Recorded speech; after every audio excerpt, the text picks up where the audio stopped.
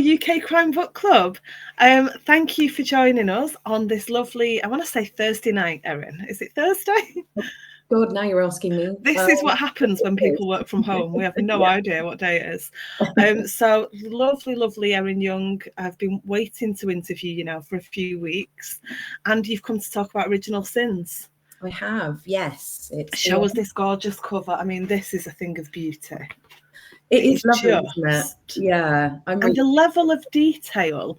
I wondered if there was something, I don't know if you can see this, but I wondered if there was something on my book, and it's just the detail in the lettering. So beautiful. You must be absolutely thrilled with that. I am, yeah. It was designed by my American publishers, and I really like how they've matched it with The Fields, which is the first novel in the Riley Fisher series. And yeah, I wasn't sure, because I really love The Fields cover, and I wasn't sure how on earth they were going to follolo it. So yeah, absolutely delighted. Show this one as well, because the thing is, they are beautiful covers. This was one of the things I wanted to talk to you about tonight. That they really could go any way, but they've just got that sinister hint to them. Yeah. Such a clever thing. Yeah, no, I love the little creepy barn in the corner. Yeah. Absolutely. So Original Sins came out in March. Yeah. And tell us a little bit about, well, Riley Fisher and book 2. Yeah, so it came out, goodness, I think it's 2 weeks ago now in the UK, and a couple of weeks before that in the States.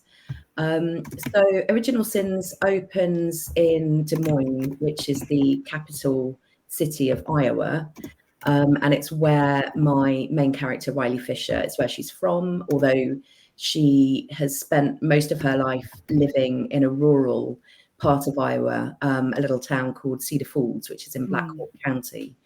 And The Fields has her there in summer. Iowa in summer is incredibly oppressive, very humid, often very overcast, great big storms, tornadoes. It's a really atmospheric sort of a place, particularly if you end up getting lost in the cornfields, which I did when I was out there doing research. And Des Moines sees Riley move to, Original Sins sees Riley move to Des Moines at a very different time of year. Unlike us, Iowa actually has weather and seasons. It's not just a grey, rainy day for most of the year. And the winters there are pretty brutal. It can go down to 40 below, a lot of snow, kind of, if you're out there with exposed skin for more than 20 minutes, you're looking at frostbite and some quite dangerous conditions. So Original Sins has a really different feel to The Fields. So we've gone from summer in rural Iowa to winter in the capital city. And there are two things going on.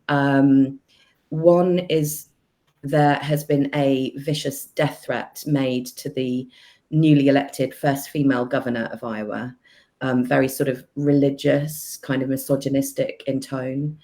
And the second is that there's a serial attacker who's been attacking young women, who seems to have returned after a 30-year silence, and used to be called the Sin Eater and had never been caught. And so these two things are happening as she arrives in Des Moines for a new job, because in The Field she was head of investigations at the rural sheriff's office. She was pretty much at the top of her game. And now in Original Sins, 2 years later, she's decided to make a really big change and start all over again as a rookie in the FBI. So now she's kind of at the bottom end, the bottom rung of the ladder, trying to sort of see if she's made the right decision, whilst these two huge cases, which have a lot of media attention, are going on. And she's been assigned to protect the governor and to see if there might be a link between the death threat and the Sin Eater. We see Riley come a long way, don't we, between two books? There is still a lot of development that you can do. There's still, I feel like you deliberately kind of made some big changes and some smaller changes so that you've got somewhere to go with her. But I think she's such a great character. You know, you do warm to her, and you just wish she wasn't quite so hard on herself and would see herself the way we see her.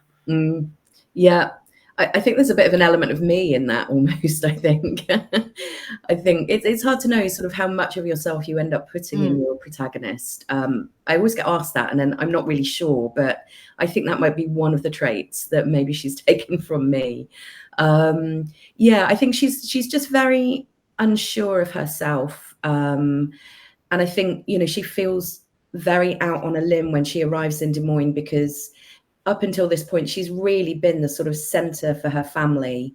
She's always had to look after her brother, who's older than her, and is just a bit of a lost cause at this point. In prison, drugs, really toxic relationships, and really struggling to look after his daughter, who's Riley's niece, Maddie, who is 16 at this point. So really kind of at a point where she really needs kind of stable adults in her life. Yeah. And now Riley's, even though she's only 2 hours drive away, she's still sort of made this big shift. And through the book, she's kind of got this sense of guilt. Should she have left her family behind, her niece, her brother? Are they okay? But also this sense of, I've got to make a life for myself. If I don't do it now, she's 37 in the book. She really wants to make that change for herself, but she's got that sort of pull of family drama very much kind of tugging at her through the book. It's quite a hot topic, I suppose, the idea of detectives, and obviously she was a sergeant in the first book, and now kind of starting almost from the bottom again in the second book. And the idea of her having a home life and all of these other things, it's one of those things that a lot of male detectives, people pull the author apart for that. But with a female detective, you'd maybe expect her, even without a family, to have more of a role in cultivating her family and taking care of people and stepping in, you know, when a brother's not there, or where he's dropping the ball. You know, she's just kind of, she's trying to juggle everything. And I think it's actually quite a nice thing to see, you know, a real woman in a book, you know. Yeah, no, definitely. I wanted to make her as real as possible, and to have those kind of questions about, you know, what does she want? Does she want to follow her ambition to be, you know, the best in her career? Because that's something that's really important to her. Yeah. You know, she really fought her way up to become the first female sergeant in the fields, and now, even though she's starting again as a rookie in the FBI, she's really clear that she wants to go far in this role. But, you know, there's that sort of pressure from society. She's 37. She's not married. She doesn't have a steady relationship. She doesn't have. God forbid. Yeah. So it's you know, that sort of, again, it's what society potentially expects from her, and, you know, she's sort of fighting that expectation. I mean, she also wants, well, she's not quite sure what she wants in this book, but, you know, there are hints, I think, when she catches up again with one of her old teammates, Logan Wood, who makes a surprise visit to Des Moines. And there's this, I so loved writing that scene. It was one of my favorite scenes in a book that is pretty dark and pretty gritty a lot of the time. It's one of the sort of more light kind of moments for her, and I absolutely loved writing the sort of semi, I suppose you could call it, a sort of a date scene, where it's certainly a tentative step in a question mark that remains over the two of them, and whether they are going to have a relationship or not. So yeah, I really enjoyed that. It must be nice to kind of plan out the things that could happen in the future, knowing that you might even change your mind yourself. So it's not just the readers that are, you know, wondering what's going to happen. You know, you get to wonder what's going to happen to Riley in the future as well. Yeah, absolutely. I mean, I'm a real plotter, so I very much plot out my books to the, you know, I mean, pretty much I write a sort of skeleton first draft in a sort of chapter breakdown that can be anything from 20 to 50,000 words long. So, you know, not far off the size of a book, and thrillers tend to be, I mean, mine are sort of around 90 to 100,000, which is sort of standard for a thriller. So yeah, I sort of start off kind of free writing, really get a sense of every chapter. I do lots of sort of plot cards, lay them out on the floor like a jigsaw, look for the sort of moments that are, you know, where there's where there's too much action or not enough, or, you know, where are the sort of key revelations? Where do they come in the story? But even then, even though I've plotted out the book, when I start writing, my characters often surprise me and go off and do something else entirely. So yeah, I have got lots of ideas for where Riley might go in future, but I'm sure she will have her own mind as I put her to the page and take me off in directions that I wasn't expecting. Do you feel like because you've chosen America and there is so much space, you know, it's such a vast country, that you've given yourself really more options than if Riley was UK based? Yeah, I mean, the whole thing came about really in the fact of setting it in America, because the idea for the fields was so much around big agriculture, kind of a rural town being kind of consumed really by big ag, and what that means for the people of the town, for the businesses. And it's all, you know, it's what you think in the fields is it starts off as a sort of small town murder mystery, and it very much spirals out quite quickly into a kind of global conspiracy. And to do that, when I had the idea for this novel, I knew it was going to have to be somewhere particularly that had a lot of corn production, and was, you know, kind of founded on that really in a lot of ways. And so when I was thinking of a setting for the fields, I simply Googled world's biggest corn producer, and that's the US, and the biggest producer in the US is Iowa. So I mean, at that point, I sort of was excited because I didn't know anything about Iowa, but of course that presented a huge challenge in itself. And so I went out there as soon as I got the green light from my publisher to write this book. I went out and spent a few weeks out in Iowa doing the research, because I knew nothing about it. I couldn't have pointed to it on a map of the States before I came to write it. So yeah, so the fields really determined for this entire series that it would be America set, simply because of that first idea and the plot of the fields. And you found the first idea reading a newspaper article, is that right? Yeah, I was sitting in bed. I was supposed to be writing, so I was previously writing historical fiction as Robin Young for many years, and I was sitting in bed, supposed to be at my desk writing one of those historical novels, and doing what a lot of writers do, which is avoiding it as long as possible. And that meant reading The Guardian from end to end on this day in January 2017 it was. And I got all the way to the bottom, and like one of the sort of weirder articles, very, very much below the headlines. And it was all around big agriculture, and it was really sort of unsettling and kind of quite a disturbing article about the food chain, about GM crops, about, you know, how they might affect animals and people as well. And it was just one of those sort of lightning bolt, ooh, you know, what if I took this idea and turned it into a sort of a murder mystery thriller? So yeah, that's where it came about. But I mean, it took another year, because I had to finish off the historical book I was writing, and then kind of go to my editor and sort of say, well, I know I've been writing historical fiction since 2005, but, you know, is there any chance you'd give me a shot at writing a thriller? And I was really lucky that he said yes. So has it been nice to shift things, you know, switch it up and try something completely different? Yeah, it really has been, actually. I think even though I've loved writing historical fiction, I think after so 2005, but I mean, the first book took me 7 years, so I was writing way before that, and very much embedded in the medieval era, and I loved it, and, you know, and it changed my life, those books, and made my career. So it was a real privilege and a joy to write them. But at the same time, I think by the time I came to have the idea for the fields, I just knew that I wanted to stretch my writing in a different way that I couldn't do with the kinds of historical novels that I was writing. You know, they're big, great big canvases. You know, some of them take place over, one book takes place over the course of 20 years. It's a massive amount of research, writing. They're twice the size of the thrillers. And I think I just wanted something a little bit more sort of agile in terms of being able to write it, do the research.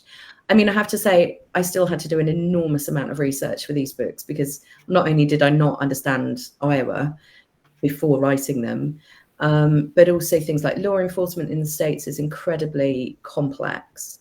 Just thinking about jurisdictions, you've got the municipal police, you've got the sheriff's office, you've got FBI, Homeland, the list goes on. And then you've got things like big agriculture, which I knew nothing about farming, particularly, corn production in the States. And, I failed my science GCSE. So that was quite a struggle to try and understand, genetic engineering.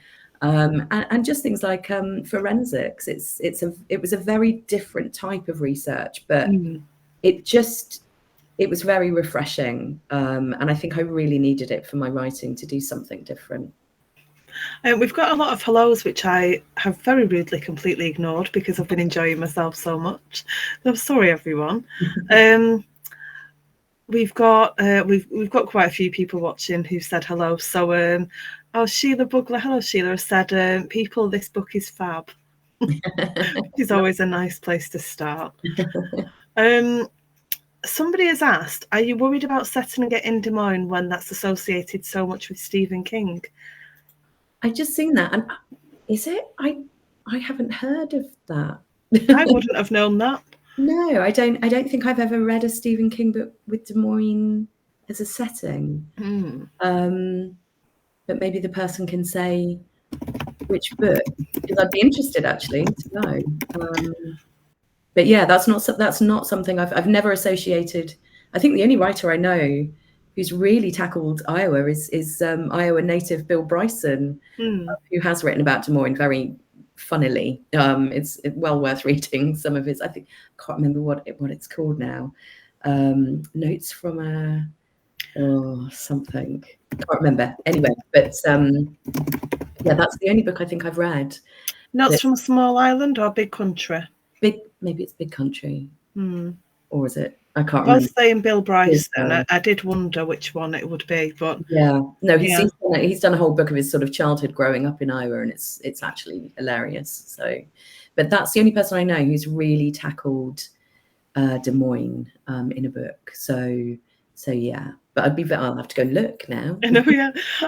It's interesting to think about you growing up in a small village in Devon, and I wondered what the comparisons were with, even though, Iowa is obviously huge, but actually when you look at the loyalties and the hidden loyalties in that kind of town, in that kind of area, that there must be so many similarities, really.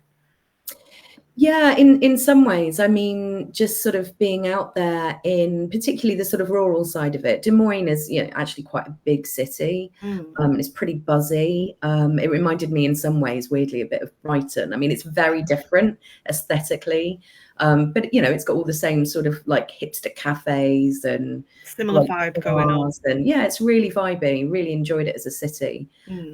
Cedar Falls is interesting because it's actually, even though it's very much in more sort of rural Midwest, it's actually quite an affluent little town. So this is where I've put Riley as her kind of place where she's grown up and where her family still lives, even when she goes to Des Moines. And it's a university town, so it's actually got quite a bit of money in it, and it's one of those. It's a really beautiful little town.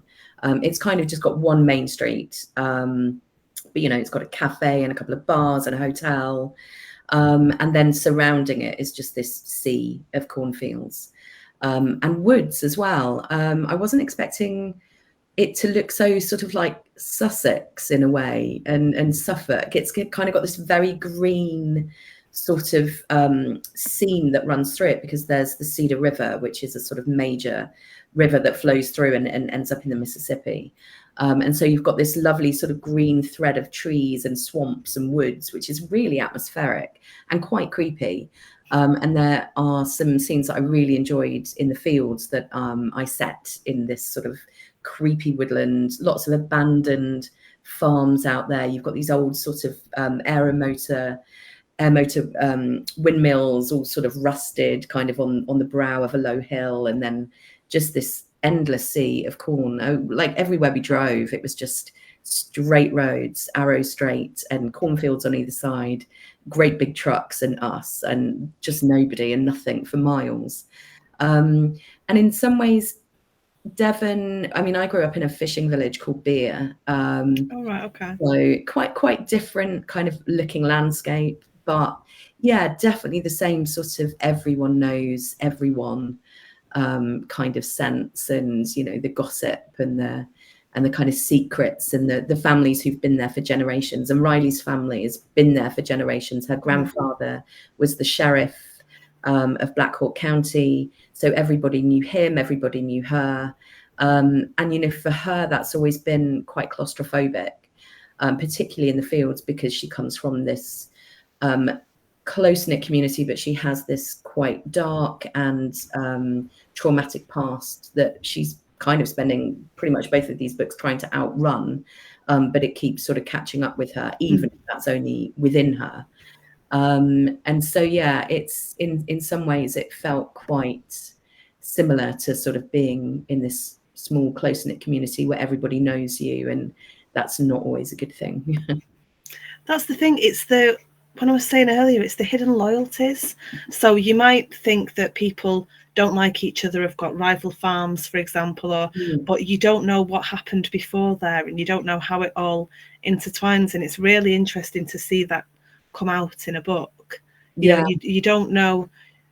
I know there are moments where Riley doesn't know who she can trust, and times that she's second guessing herself so much that it's almost like you feel like she's not even sure that she trusts her own judgment. She doesn't trust herself. But actually, there's so much going on that you can understand why she'd be questioning everyone around her, people not being as they seem, and people's judgments about her as well, as a woman in the job, in a very male-dominated environment. You know, there's a lot that you've got going on there. Yeah, I mean, I had even more, honestly, in the first draft of The Fields, and my American editor was like, okay, let's take some of this out and save it for another book. I think I got overexcited having, you know, she came to me so easily, and her family did. And really, even though a lot of it is quite dark, I really did enjoy writing them and creating them. And a lot of them just came pretty naturally to the page.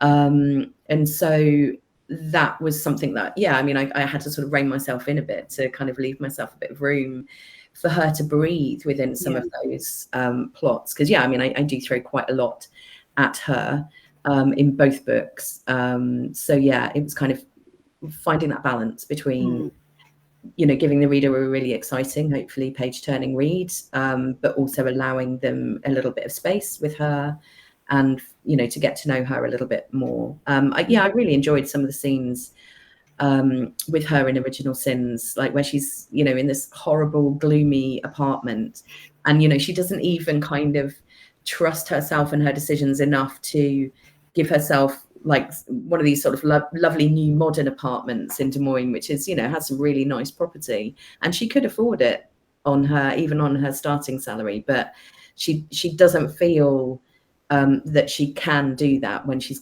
still got to look after her brother, because she just doesn't know what's going to happen with him. She's got to look after her niece, so she sort of can't even allow herself somewhere nice to live. And it's, you know, you've read the book, it's a pretty gloomy place that she ends up, and not the safest of places, as it turns out. So there's a scene where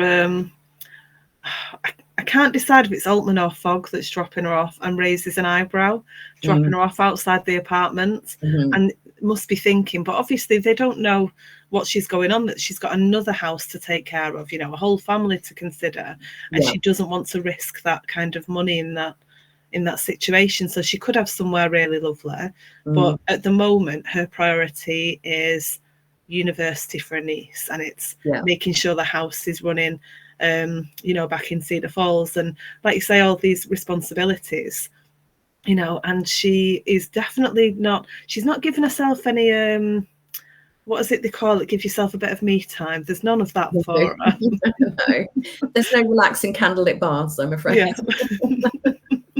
I think the most relaxation she has is that sort of that dinner date that she has with Logan, which is why I think it's such a nice moment just to have a kind of everyone breathe in the book, because it sort of starts out. I mean, I sort of throw everything at it, so it starts out pretty quickly and then just kind of carries on. So yeah, that was a really nice moment.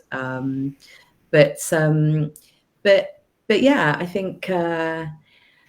think she finds herself a lot more towards the end of this book than, you know, I think for me, I feel like it's a nice arc from the fields where she's really uncertain, even though she's in this top position. And as you say, it's in this male dominated world, and in the field, she's the first female head of investigations, the first female sergeant of Blackhawk County. And, you know, and that would be true as well, because the Blackhawk County Sheriff's Office is a real place. It's a real sheriff's office. And I went on their website quite a lot in the early days of writing it. And it was lots of pictures of all of the deputies that work there. And it was pretty much, I would say, 90% or 95% white men of a certain sort of age and look. And it was kind of imagining this young, ambitious woman who doesn't really fit in society's norms particularly, coming into that sort of arena, and the kind of flack that she might come up against from some of her colleagues, which she does.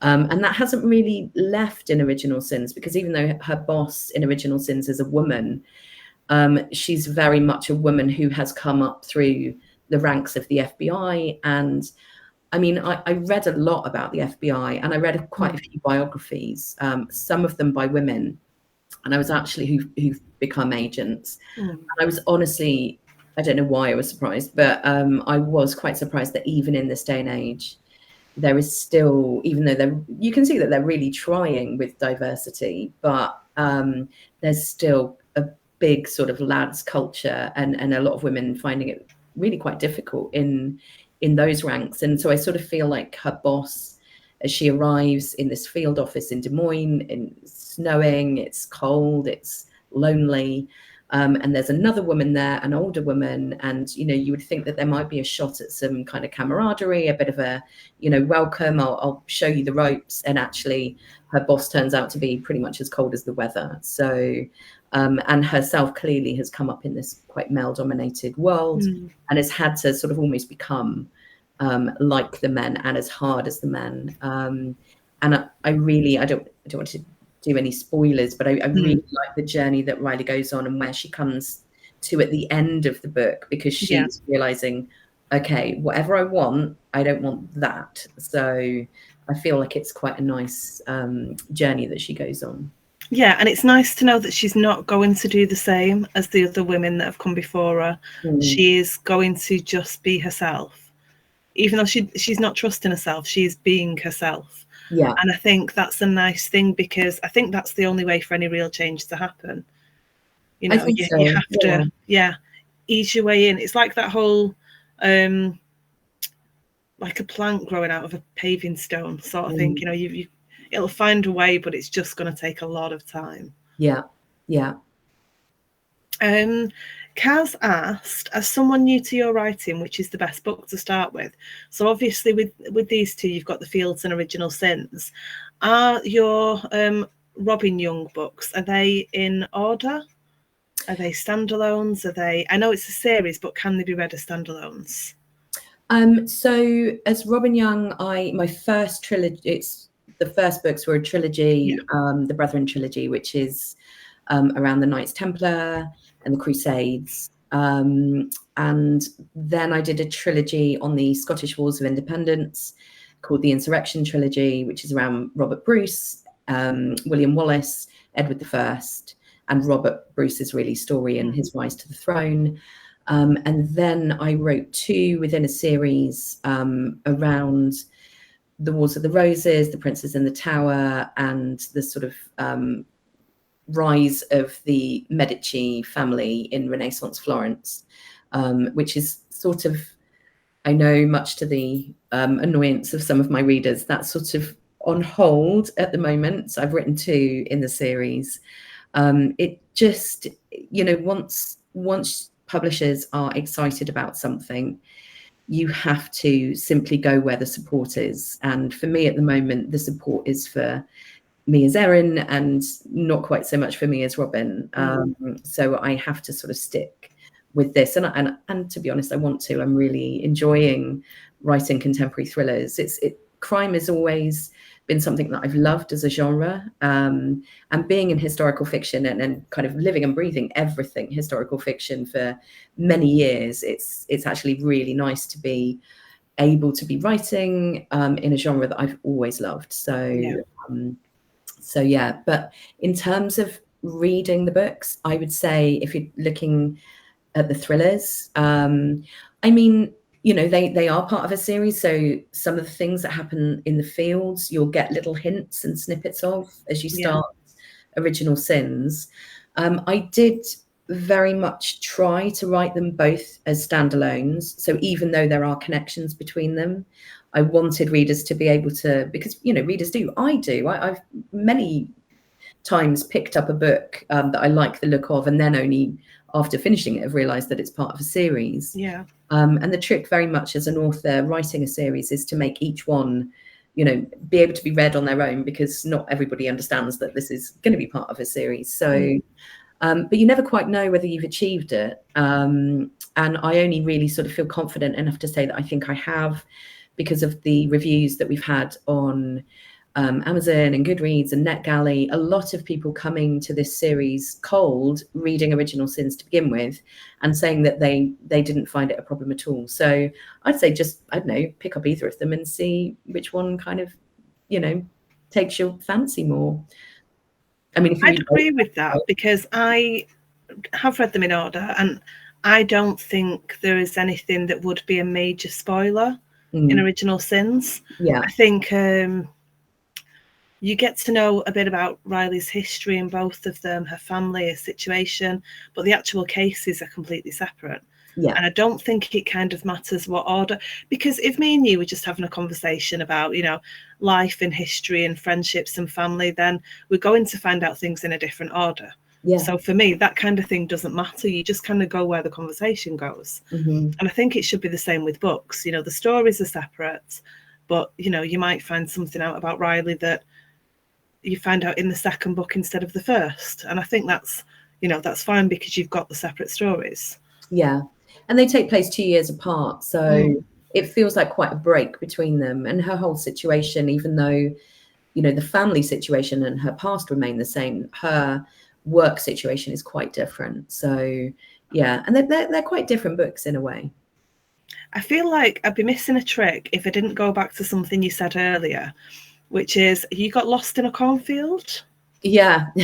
Well, yeah, we were. So I really like to. I mean, when I first started writing, when I was writing as Robin and I was writing the Brethren trilogy, I couldn't have afforded to go to pretty much any of the places where I set the book. So I had to just make do with the research that I could do and my imagination to kind of bring the locations to life on the page. Since then, and since I've been able to, you know, make a living as a writer, then I've been able to afford to go and do proper research trips, which has been such a great privilege and such a joy to travel to places that you just wouldn't, you know, go to otherwise. I mean, when I first knew that I wanted to set the fields in Iowa, you know, the first thing I went to do, which is what I do if I go on a normal holiday somewhere, is to go online and try and find a Lonely Planet guide or a rough guide to the city or the place that I want to go to. And there is not such a thing for Iowa, because nobody really goes there on holiday. So, you know, it was quite something to be able to go out there and to meet people while I was out there. I think the fact that I have this accent was really helpful, because a lot of people in Iowa just aren't used to British people coming and just wandering through their towns. And everyone was so incredibly friendly and curious that I was able to get so much life and colour from people that I met. I went to the state fair. I met farmers. I met police. I was invited to a meeting with the mayor and the city council and really got to understand what is going on for people in Iowa, particularly around big agriculture and corporations and some of the difficulties that they face. So yeah, that was great. And once I was out on a bike, trying to get as close to the sort of landscape as possible, and to try and be lost in the cornfields. The opening scene in the fields is a woman running through a cornfield, and these crops grow incredibly high. I'm trying to think of the height of them. I mean, well over 10 foot. You'd be, if you were in them, it's like this close-knit forest, and the sort of smell of it, and the dust and the bugs and this humid weather. But yeah, so we did get lost, myself and my partner, and this guy came past on a bike, this older guy, and clearly, knew that we were lost, and came up and asked us if we needed any help. And then the moment he worked out that we were not from Iowa, he basically said, "Oh, well, I'll take you back to town." And he cycled 3 miles out of his way to take me back, and then gave me his number and said, "You're more than welcome to come and meet me and my wife if you've got any questions, if you ever need any more help." There's this thing that they call Midwest charm, and it was very much something that I experienced while I was out there. Everyone was just really lovely, and really excited about me setting a book there. So I didn't have the heart to tell them. It was kind of more like a horror than a cozy thing. But yeah, that is one of the things that I was going to ask you. How was your research received? Because you did spend, time really getting to know people, but you didn't tell anybody what the book was about. No, I thought I better not. Actually, I've got an author's note thanking everybody that I met, because I didn't want them to sort of, come away thinking, God, what's happening in Iowa? Because nothing good if you're reading my books.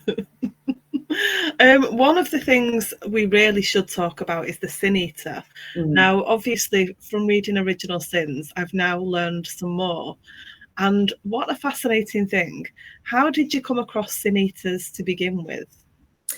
Yeah, well, it was trying to find a kind of name that I thought that the media might give to this serial attacker of women, because obviously a lot, not just in the States, but here as well, a lot of attackers end up with these sorts of monikers, the Night Stalker, the Zodiac Killer, that kind of thing. So I was searching for a name that hadn't been used, and also one that would be kind of relevant to his crimes and the kind of thing that the press might call him. And back in the 90s, which is when, so you've got this cold case basically, but now it's been reopened and everybody is sort of on edge, because it looks like this guy who was never caught 30 years ago for various reasons, police blunders, not believing female victims, that kind of thing. And so the police now are finding it really quite difficult under the spotlight to follow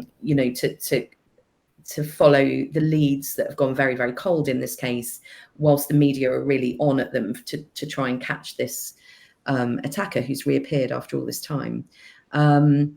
So while I was, and I knew that it was all going to be, that his sort of thing was going to be very religious in nature, that he leaves a symbol of a serpent at the scenes of his crimes. It's all around, as you sort of slowly, as Riley and her partners in the task force discover, all around the sort of story of Genesis, and it's very much around women's place in the world and sort of the kind of toxic masculinity sort of sides of that, and views of women in a certain way, in a certain light. So it's all around that. So for me, I basically spent, it probably was like a week, the amount of attackers out there, which is actually quite horrific. A lot of the research I did was horrible, really quite frightening. It was just trying to find a name that would work. And there were sin eaters. It's actually more of a British tradition, where you would place a piece of bread or something, sometimes a cake, on the body of a deceased person, and a sin eater would come along and then eat this, and it was thought that they would be absorbing the person's sins, and then the person could go to heaven with a clean soul. And it just really, when I started reading about that, it just really seemed to fit with my idea of this attacker, and their view of particularly religion and women within that. So yeah, that's where that came from. It's such a clever idea, but it does make you worry about humanity and wonder why. What point somebody decided to just stick a loaf of bread on somebody? I mean, basically, that's it. And then eat. It's the strangest thing. It was a job. These people, sin eaters, did it for a job. So yeah, that would have been an interesting life. That really would. Although from what I was reading, it kind of seems like they're also kind of almost feared and shunned a little bit, because if you've got everybody else's sins inside you, you know, what has that done to you? And all you've really done is eaten a bit of bread. Yeah. You know? Maybe a nice bit of cake. Yes, maybe. But it's a brilliant name for a serial killer. No, thank you. Yeah, no, I was Absolutely really genius when I finally lit upon it. Yeah. So you have been promoting the book for the last couple of weeks. So what have you done so far? I know you've done a radio interview. Have you had a launch this time? Yeah, so I had a really lovely launch on publication day, which was the 7th of March, at the lovely Goldsborough Books in London, who've just always been so supportive of my books and well, of loads of people's books. They're such a wonderful shop. And they've actually got a signed exclusive edition with these lovely sort of sprayed edges that they do. So yeah, had a launch there. That was great. It's kind of bittersweet in a way, because I've been with my editor, Nick, at Hodder for 18 years, and he's moving on this year. So this is the last book that we'll do together. So it was really nice to have the launch and be able to thank him for everything that he's done for me. But at the same time, it's quite sad to see him go. So, but yeah, I've been out doing I did Noir at the Bar on Monday, just gone in Crawley, with a whole load of great authors, including lovely Anna Mazzola and Graham Bartlett. They've both got books out today. I'm supposed to be at Graham's launch, so he's very annoyed with both of us. Annoyed with me for stealing you on launch. What a shame, Graham. Congratulations. And try and get a book at the end of the evening after this. But yeah, and I did a lovely interview last night with Spice FM. Yeah, it's been really good, because The Fields came out in 2022, and it was in January 2022 in the States, and then I think it was April here 2022. But I think we were all pretty much in our third round of COVID, and sort of not in lockdowns, but definitely sort of will they, won't they. And so I think a lot of events were still very much on hold when I bought out The Field. So it was actually quite difficult to do any sort of live things. It was all very much this sort of kind of interaction. So I've got quite a few festivals coming up this year. I'm not sure I'm allowed to say them yet, because they haven't been officially announced, the names. But yeah, so it's nice to be actually out and about and doing. But then I think this kind of, where we've become like used to using technology in this way, as we did through the pandemic, I think this kind of interview is still really helpful for a lot of people who can't necessarily always come out to an event or want to come out to an event. So I think these sorts of interviews still very much have their place, and it's really nice to see the sort of different kind of mediums that you can have in terms of actually reaching people and chatting to them about books. Yeah, I think it's really nice, because I know authors kind of will do interviews with, you know, you can be sat in your living room in Brighton and be talking to a crowd in Iowa. You know, I mean, it has opened up so many things. And also for people like me who work from home and don't go outside a lot, you know, something like this is ideal, because I would probably not have gone to many, you know, in-person events before. I've started to be a bit brave and go outside a bit more and go to these events, and it's definitely worth it. But I think it's nice to have the option not to as well. Yeah, I think so, and it's more accessible for people as well. Absolutely. You know, in this day and age, things are expensive and travel's expensive, so it's not necessarily open to everyone to hop on a train and go up to London, which is where a lot of events do tend to happen. So no, I think it's really good. Although, I mean, it was great to do some of the events that I did do in Iowa, but for me, it's like 1 a.m. when I'm doing them. So it was quite a time of staying up late, Yeah. and doing interviews on Iowa time. Can I ask you about future Riley Fisher books? Are you writing another?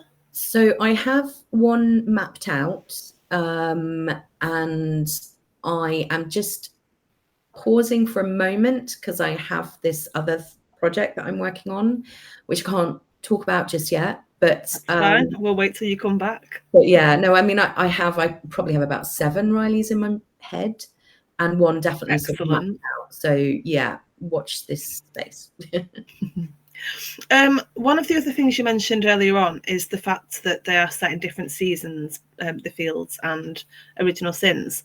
And was that a deliberate thing as well, or did that just happen because of once you decided what the book was going to be about, it just kind of suited the story? How much of that was a conscious decision on having quite a different second book? Yeah, I think I wanted the sort of freedom of being able to. I love locations and I love settings, and I really love being able to explore them on the page. And you know, that's the kind of writing that I really enjoy reading, is that sort of like slightly more image heavy kind of atmospheric novels. I love that in a book. So agreed. it's something I try and sort of do myself on the page. And, you know, because I'd sort of really explored a summer in Iowa in the fields, I thought it was, you know, the fact that they're so starkly different in terms of seasons, the whole landscape looks different. You know, there's no corn after the harvest. And so, you know, the fields are all flat. And I would not have thought of that, but how different it must look without, like you said, 10 feet of corn. Yeah, instead it's like 10 feet of snow. So yeah, pretty much. So no, I think because I particularly really enjoy exploring that on the page, I wanted to have, you know, not just a buggy cornfield, but something, you know, quite different. And it has its own sort of menace. You know, you've gone from the sort of claustrophobia of 100-degree heat in the summer to this quite deadly, you know, jackknife trucks on the highways and ice, and you know, the potential for dying if you're not careful, if you're stuck out there in the snow, which there's a point where Riley, you know, comes up against that herself. So, you know, in a way, I like to make the landscape its own sort of character too. Yeah, and it really is quite an imposing landscape. Yeah, definitely becomes a character. One of the things that we are getting towards the end, and I know you are dashing off to Graham's event at the end. I didn't know which author you were going to see. I just need to an event after this. But there was, when I was doing the research beforehand, there was, and I've lost the page now. You were mentioned in various things with the Fields, but you had a mention from Oprah. Yeah. That must have been a scream-inducing moment. It was, yeah, definitely. Yeah, it was.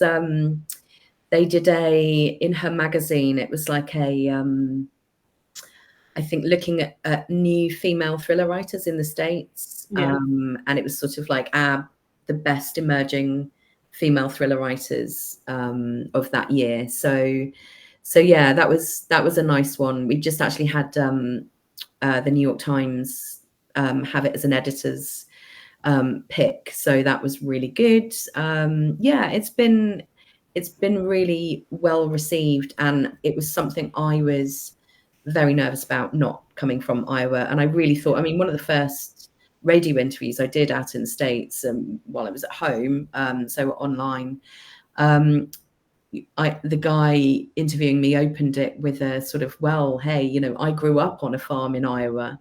And I just thought, oh God, I'm gonna let myself in. Yeah.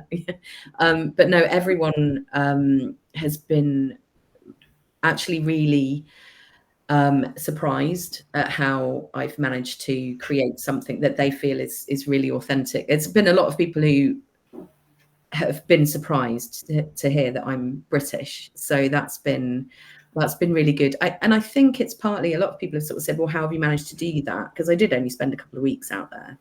But I really, because I think I spent so long writing historical fiction, and the one thing that I really wanted to do as a historical writer was create something really authentic on the page. And so I would research every tiny little thing, and I brought that to these, and I didn't just rely on the fact that, okay, well, it's set in the modern day, and I can just take this little trip over to Iowa and just do this one thing. It was a lot of reading, it was a lot of research. And so I think, and it certainly seems to be the case from the reaction, but I think that really paid dividends. So I basically took what I did as a historical fiction author and applied it to these very much. We've only got about 5 minutes left, so I really want to ask, memorable moments for you as an author so far. There must be quite a lot. Oh goodness, yeah. Let me think. Okay, so I mean, the New York Times was. Oh, okay, just me. Let's see if Erin comes back.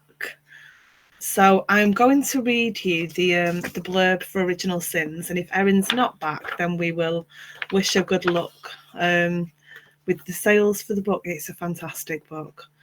It's a brutal winter in Des Moines, Iowa, and the city is gripped by fear. Oh, I will stop reading the blurb because Erin is back. Hello. I don't know what happened there.